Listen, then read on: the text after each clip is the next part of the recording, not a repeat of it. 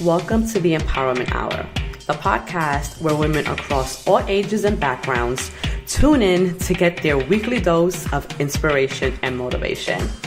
And you know who it is. It's your girl, Nancy Ruffin, the self-proclaimed purpose professional and your very own personal success coach.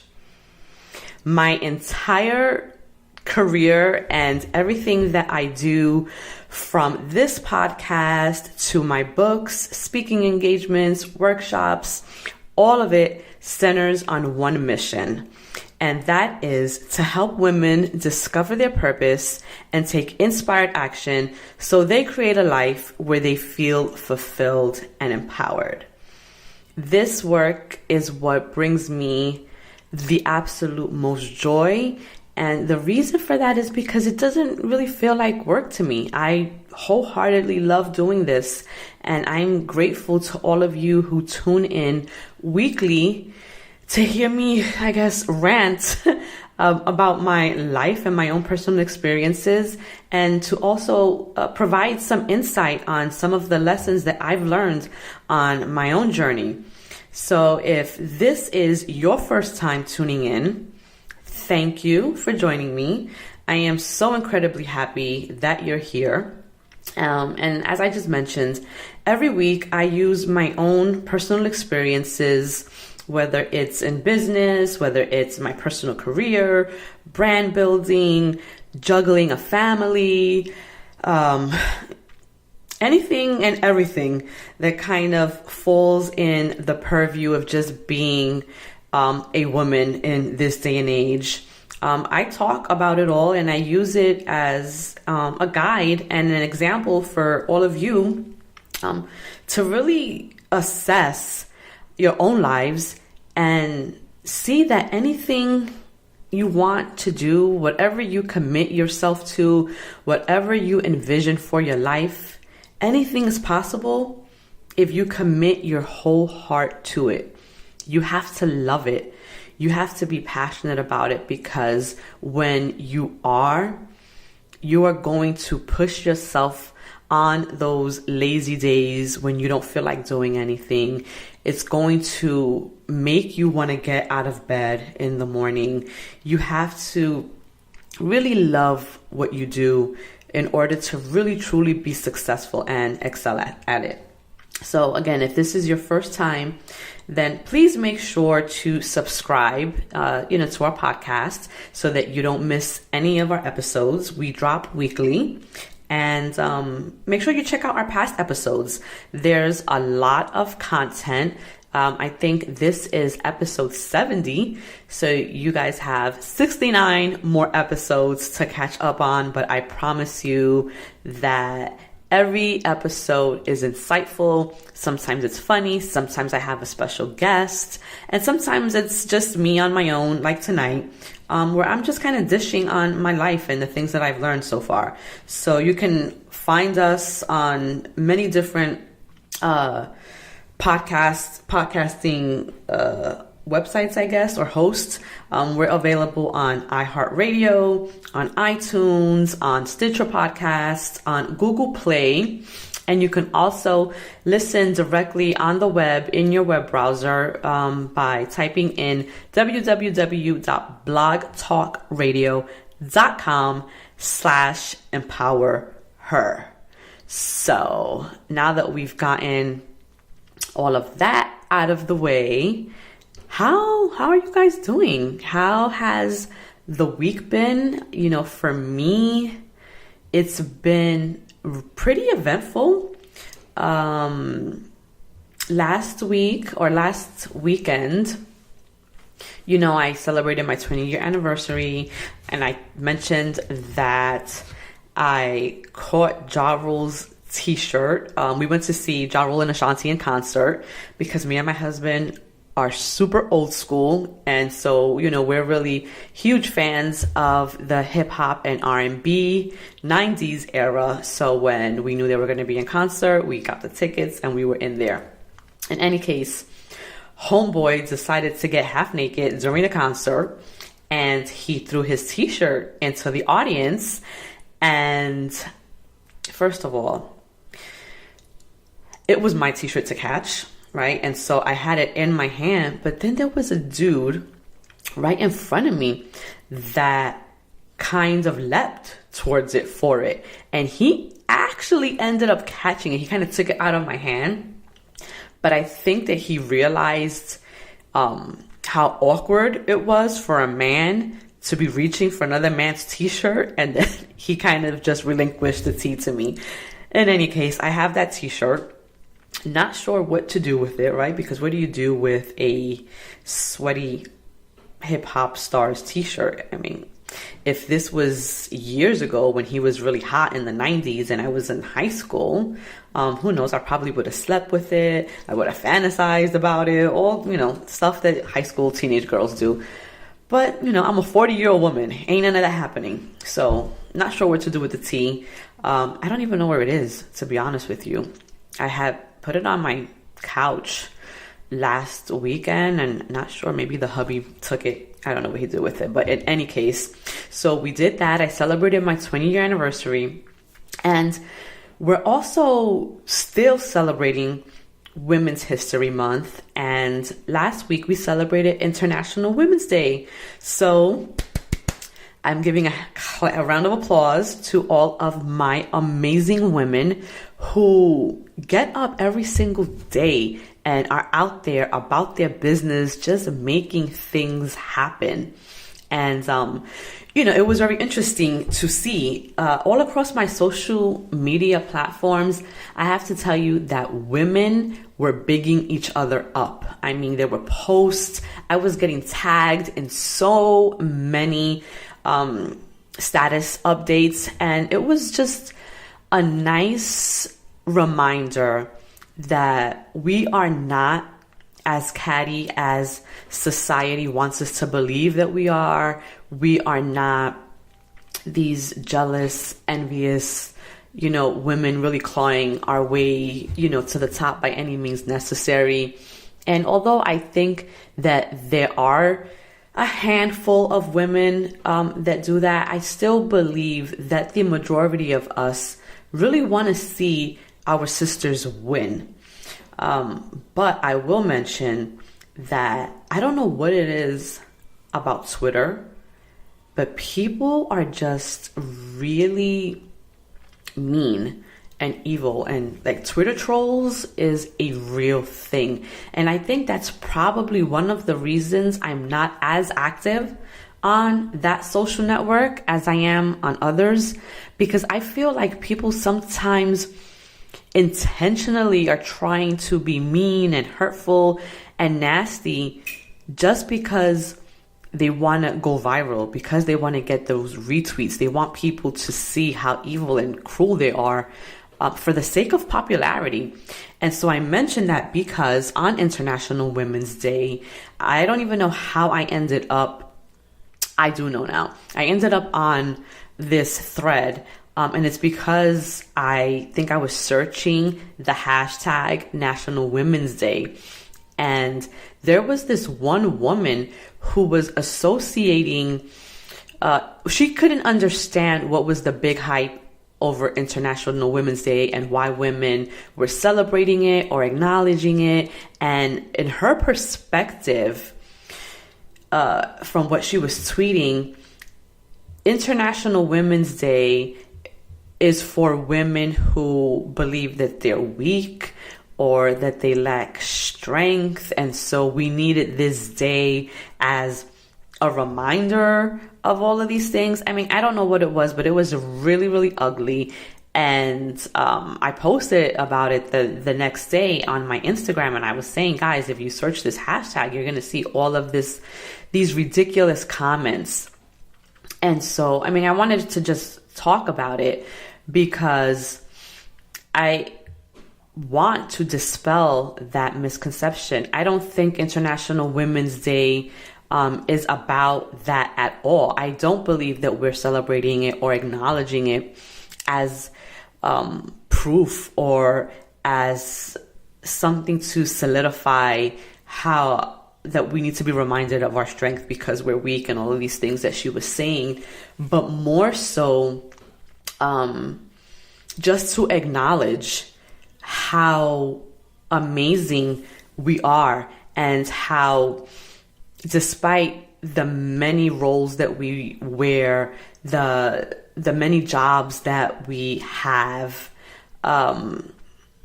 we do it also effortlessly, right? And we manage to take on all of these responsibilities, and oftentimes we are not recognized for that.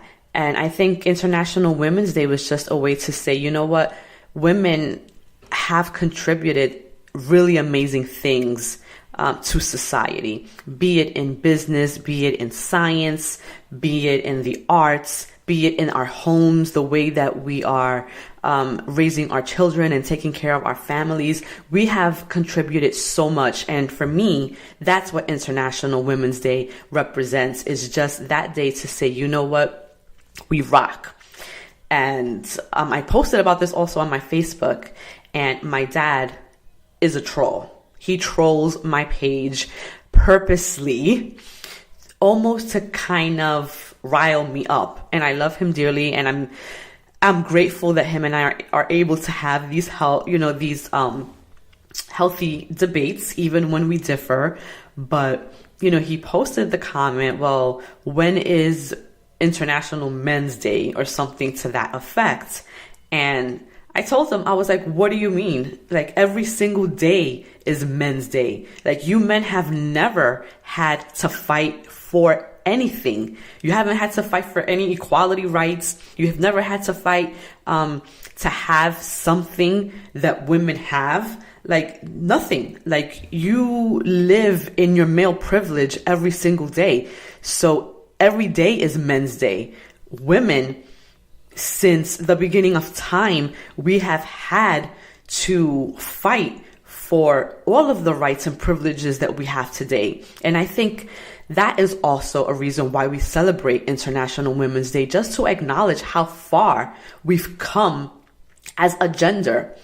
And even though we've come this far, there is still so much more that we're still fighting for. And this is what that social media troll doesn't recognize. This is what my dad doesn't recognize. We're still fighting. We're not equal. And so until the day comes that we are equal, we're going to have these little bits in time to celebrate all that we've accomplished, all that we've overcome, and everything that we will continue to accomplish. So kudos to Women's History Month. Kudos to International Women's Day. And I want you guys to really think about what that means, because I want us to start thinking about how we support the other women in our own lives. And this is something that I thought about, because there were so many women tagging me as an inspiration, right? Some of them who I am, friends with, and then others who I may not necessarily be friends with, but we are connected on social media, and you guys dig my work, you dig my authenticity, and I'm grateful for you. But it made me wonder, how are we tagging and really acknowledging our sister friends, like those girls that have rocked with us from the very beginning, right? Do they not inspire us as much as that next, social media personality does? And I say this for myself as well as for you all, because I don't think I do a very great job all the time at acknowledging my, what I like to call day one friends. And that's bad on my part, because I have an incredibly amazing tribe of women who have supported me from the very beginning, from when the dreams that I have now weren't even dreams, when I had no clue what I wanted to do with my life or with my future, or when, on those days where I was just kind of floating by, right? These were the women who uplifted me. They were the ones who, when I started my spoken word journey and was doing, poetry and heading to these open mics, these were the women that were there in the audience giving me the courage to get up on that stage and share my words.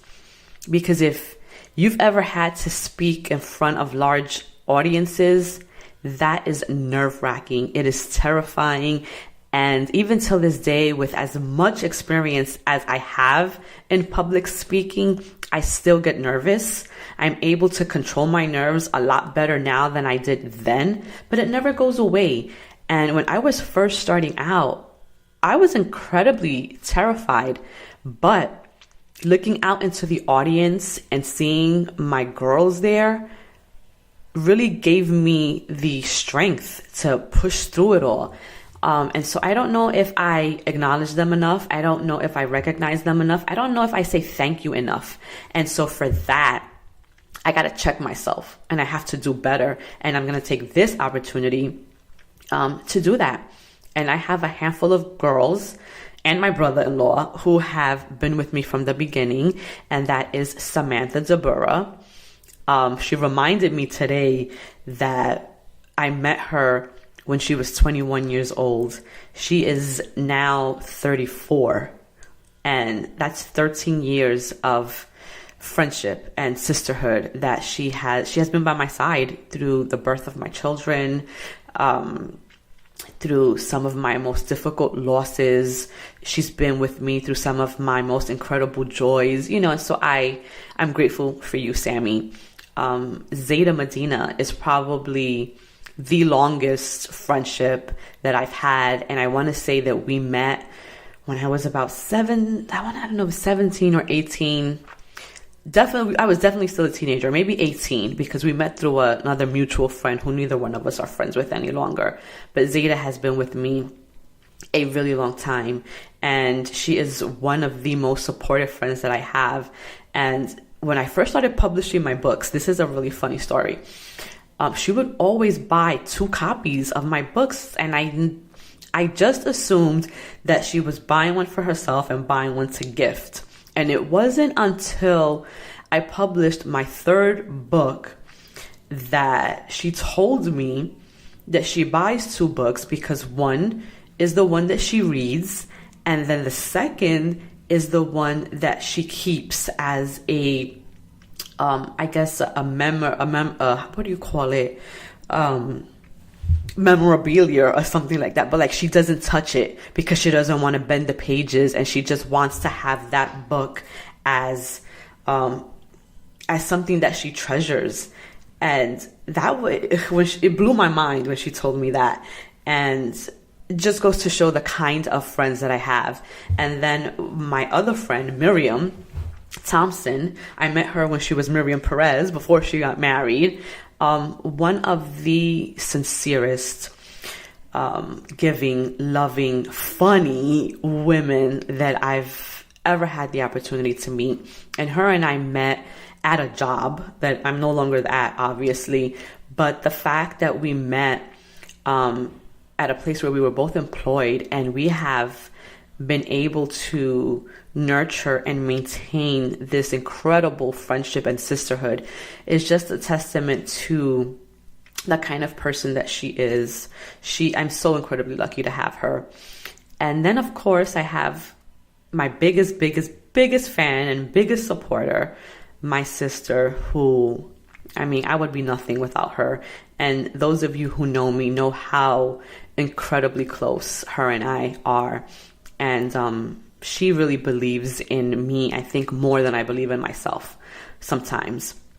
Her and my brother-in-law both are my biggest cheerleaders. They both make me believe that I can do anything, even when I doubt myself, even when I'm most afraid, even when I feel like giving up. They are the ones that are there. They've become such an incredible part of this dream that I have. And so I can't wait until I make it big and until I succeed and until I am where I envision myself, because these are the ones who I want to be there with me when I get to that mountaintop and I'm looking down and just feeling that that joy of knowing that you've reached the peak, right? They're the ones that I want there with me. And so though I may not recognize them all the time and acknowledge them, they are all such an important part of my life and my journey. I would not be where I am without them. And I know that I'm ranting here, and this is not why you guys tune in, but I want you to take this and apply it to your own lives and look at the people in your circles who support you and have supported you the most. And how are you acknowledging them? How are you letting them know the importance that they have in your life, the significance that they play, and all of the ways that you appreciate them, right?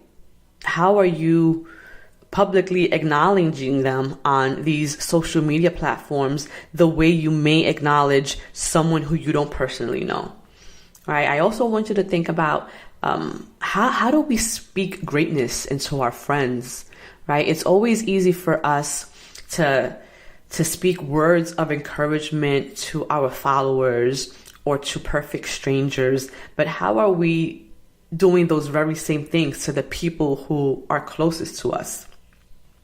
And then, most importantly, how are we speaking greatness into ourselves, right? It's so easy for us to see our failures and our flaws and where we fall short. We nitpick at our bodies, at our faces. Maybe we don't like our hair. We're constantly picking ourselves apart, and it's easy to do that. But how often are you celebrating yourself? How often are you telling yourself, great job, or you're rewarding yourself for all of the great things that you've done? How are you filling yourself up with love and admiration when we live in a world that is constantly telling us we are not enough, we are not deserving, we have to be in a constant state of competition with the next person, right? How are you fighting all of that? And how are you maintaining your own sense of worth? This is something that I really want you to start thinking about, because I think you, more than anyone, have the responsibility to take care of yourself, of your well-being, of your mental state, your emotional state, making sure that you are not subjecting yourself to things or people or experiences that are breaking you down. Not allowing anyone to get in your head and make you doubt how great you really are. Think about all of the things that maybe you have wanted to do and didn't do because you were afraid of what others would say or what others would think. Or maybe you've mentioned, an idea to someone and they've told you, there's no way you can do that. Who do you think you are? Because we have all experienced that kind of person at one point in our lives. And it's important to remember that when you meet with someone who has that kind of attitude and expresses those kinds of thoughts to you, it's not at all a reflection of who you are or what you cannot do, but it's a reflection of themselves and their inability to see that greatness in themselves. And so because we can never see in others what we don't have in ourselves, that is their projection of their own insecurities onto you. And so you have to be mindful about that and about people who have those types of comments towards you or that type of thinking. You have to limit your time around them because that becomes toxic. And those toxic relationships don't serve you at all. And today I really wanted to talk about purpose, because this is something that I talk a lot about, and it's something that I get a lot of questions on. And people are always asking me, well, how do you find your purpose?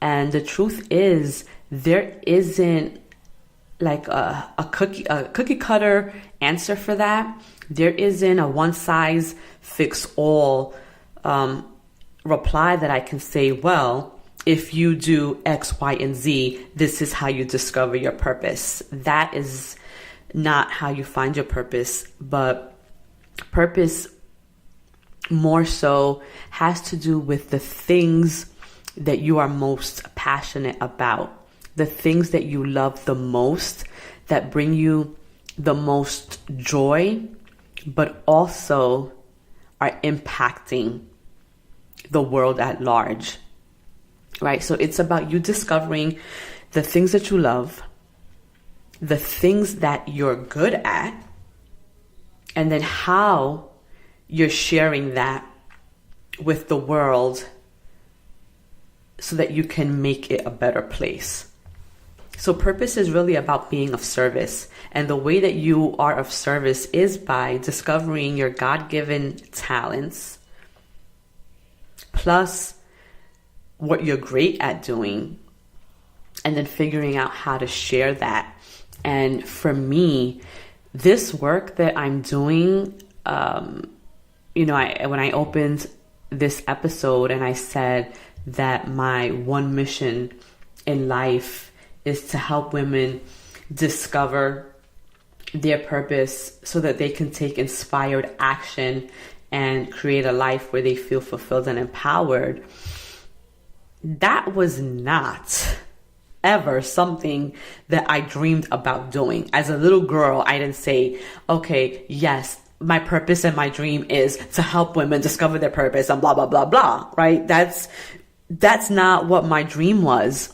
But my purpose revealed itself through a series of experiences and encounters with certain people, and then doing a really introspective look at myself and at the things that brought me the most joy, happiness, and peace. And when I got to the point where I knew this was why God put me on this earth, it was all a direct result of how women have played such integral, pivotal roles in my own life. Women have lifted me up when I was at my lowest. Women have spoken life back into me when all I felt like doing was dying. It was this sisterhood that empowered me to not give up and to make the decision that my life up until that point did not have to remain where it was, that I had everything within me to get up and move forward and really change my life and make it anything that I wanted it to be. And that experience is what I wanted to give every single woman that I ever came in contact with. And so a lot of this work, especially the speaking engagements, especially the fact that I'm able to sit here on a podcast and speak to you all came as a result of stepping onto the poetry scene almost 10 years ago. Getting up on that stage and doing those open mics really helped me to not only hone my voice, but to find my voice. And I think I knew very early on I was not a great performance poet. That takes a different skill set that I just don't have. I can be a great speaker, but to go up on a stage and perform, I'm not that kind of person. I'm not a performer. And so I recognized that. And although I recognized I wasn't a performance poet, I didn't allow that to stop me from using that platform to cultivate my voice. And that's what that was. And when I talk about pivoting into your purpose, I never would have been able to get to where I am had it not been for stepping on those poetry stages and reciting my poetry. Now, while I think I'm an excellent writer, and I've written some really incredible poems, when it comes to performing them, that is not my strength. But I didn't let that stop me. I took those poems and I used to go every single week to these open mics and go spit my verses, right? And it gave me courage. It gave me confidence, and it really helped to hone my voice. And then that experience just connected me with an entire community of people that have been integral in my journey to where I am at this point. So sometimes we start off in a certain environment, not understanding at that time the significance of it, but it is very necessary, because every single thing that we go through, and guys, I say this probably in almost every podcast, right? Every experience that we go through is a intentional part of your journey. That thing that you're going through right now, whether good or bad, is placing you on the path of where you will find yourself a month from now, 2 months, and maybe not even a month, but maybe 2 years from now. When you look back at your life, at this point in your life, whatever you're going through right now may not make any sense to you, but when you look back at it 2 years from now, it'll be very clear, and you'll understand, and you're going to say, yes, that'll be your aha moment. And you'll realize that you had to go through whatever you're going through so that you can get to where you're supposed to be at. So I never want you to pity yourself, right? And when you're going through struggles, when you're going through challenges, it's so easy for us to say, God, why me? You have to learn to change that mindset. You have to shift it. And instead of asking why me, you have to say, okay, God, what is this experience trying to teach me? What is the lesson I'm supposed to be learning here? And as soon as you make that shift, your entire life will be different. The way you experience things will be different. The way you handle disappointment, rejection, hurt, it will all be different if you shift that mindset from why me to what is it that I'm supposed to be learning? What is this supposed to be teaching me? Because life is a series of lessons, and we will continue to repeat the same lessons in different ways. They will show up, in different formats until we learn the lesson. And once you learn the lesson, it will disappear. And that trial, that struggle will just go away. But you have to learn what it's designed to teach you. So that's what I want to kind of leave you with this week. I want you to think about how you are going to pivot into your purpose. And even if you don't know what that is right now, think about all of the things that you are going through right now. Think about everything that you have gone through and how you've survived it, how you've overcome those things in the past that have led you to your present day life. And what were those lessons that you learned to get you to where you are right now? And then think about, had any of those things not happened, or had they happened differently, how different would your life have been right now? So think about that. Think about what you want your legacy to be. When it's all said and done, right? People are not going to remember the amount of money you had, the house you lived in, the kind of clothes that you wore, the car that you drove, They're not going to remember any of that, but they are going to remember how you impacted the world. How kind were you to people? How did you help people? All of these things are what people remember. They'll remember how you treated them, if you made them laugh, if you made them feel great. What do you want your legacy to be? So guys, I will leave you with that. Thank you again for tuning in to another episode of the Empowerment Hour podcast. As I do every single week, I want you to go out there focused. I don't want anyone to throw you off your game. Be mindful of what you're doing. Be gentle with yourself, right? Don't be too hard on yourself when things don't turn out the way you planned them. But nevertheless, keep pushing and go out there and crush some goals.